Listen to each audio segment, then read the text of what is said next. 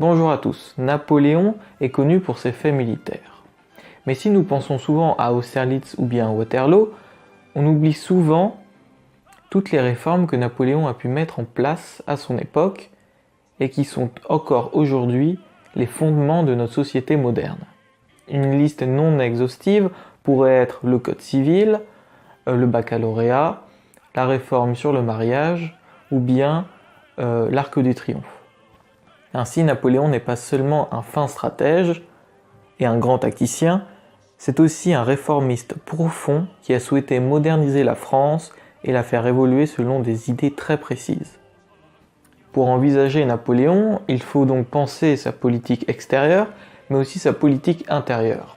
En effet, Napoléon, entre deux coalitions, a pris le temps de repenser la société française et de la modifier pour appliquer encore plus en profondeur les fondements de la Révolution.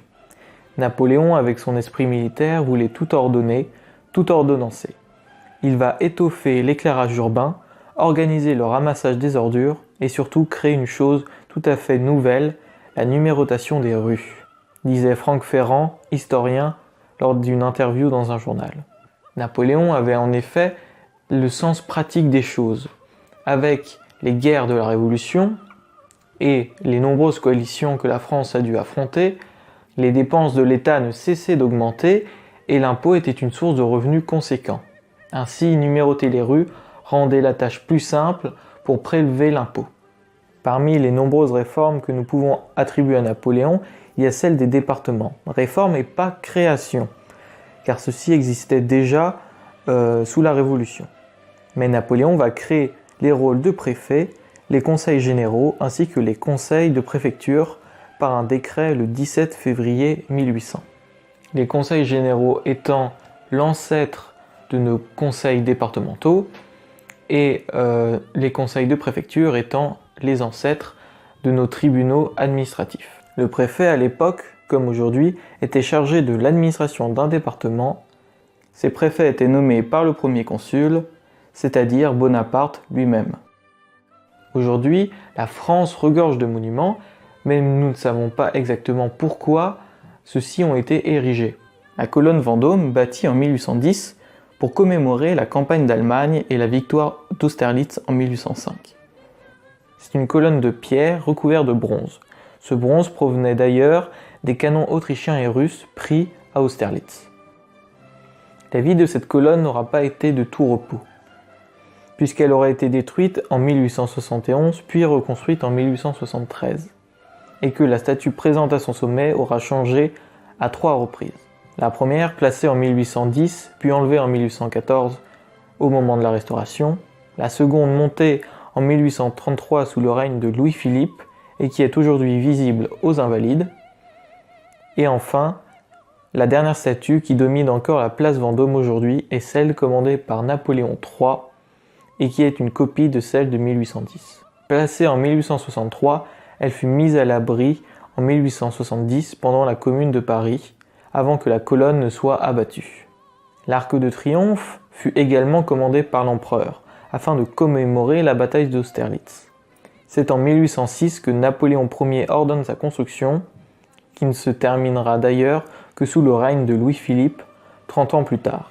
Symbole de la victoire d'Austerlitz au départ, puis symbole du souvenir des morts de la Première Guerre mondiale par la suite. L'Arc de Triomphe compte parmi les plus forts symboles légués par Napoléon à notre histoire. Le 21 mars 1804, Bonaparte publie le Code civil. Ce code, encore en vigueur aujourd'hui, contient toujours des articles pensés par l'empereur. Près de 1120 sont encore ceux écrits en 1804.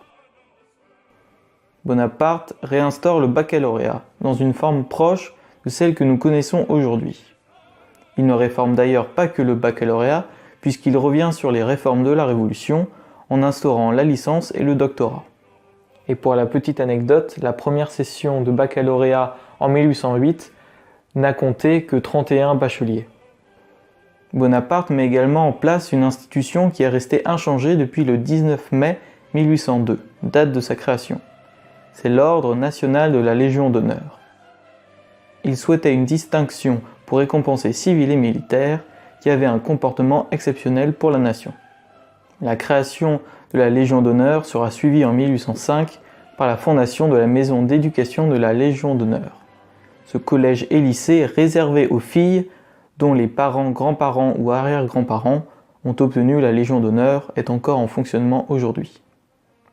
L'école spéciale militaire de Saint-Cyr, créée par Bonaparte en 1802, devient par la suite l'école spéciale impériale militaire lorsque Napoléon devient empereur des Français. Son but, inchangé depuis sa création, est resté celui de former les cadres supérieurs de l'armée. Nous avons parlé d'une partie de ce que Napoléon a mis en place en France et dont nous héritions encore aujourd'hui. Mais plus que les réformes, Napoléon est entré dans la culture et de nombreuses références à l'empereur existent dans le monde de l'art. Ainsi, de nombreux films et chansons ont vu le jour. Nous pouvons citer par exemple la comédie musicale de Serge Lama sur Napoléon, les très nombreuses associations de reconstitution historique, sans oublier qu'en moyenne, un livre sur Napoléon est publié chaque jour. Tous ces éléments sont la preuve qu'il a laissé une trace indélébile dans l'histoire et la culture française. Ainsi, Napoléon Ier déclarait lui-même « Ma gloire n'est pas d'avoir gagné 40 batailles, Waterloo effacera le souvenir de tant de victoires. Ce que rien n'effacera, ce qui vivra éternellement, c'est mon code civil. » C'est par ces réformes que Napoléon comptait rester célèbre et par des accomplissements concrets qu'il comptait marquer les esprits. Si Napoléon est très controversé aujourd'hui, il est indéniable qu'il a marqué notre histoire et que son ombre plane toujours au-dessus de notre culture par ses monuments et par ses réformes. Cette vidéo est finie, j'espère qu'elle vous aura plu. N'hésitez pas à vous abonner. Et pour ceux qui veulent en savoir plus sur le siège de Toulon, j'ai créé une formation gratuite, le lien est dans la description. On se retrouve la semaine prochaine.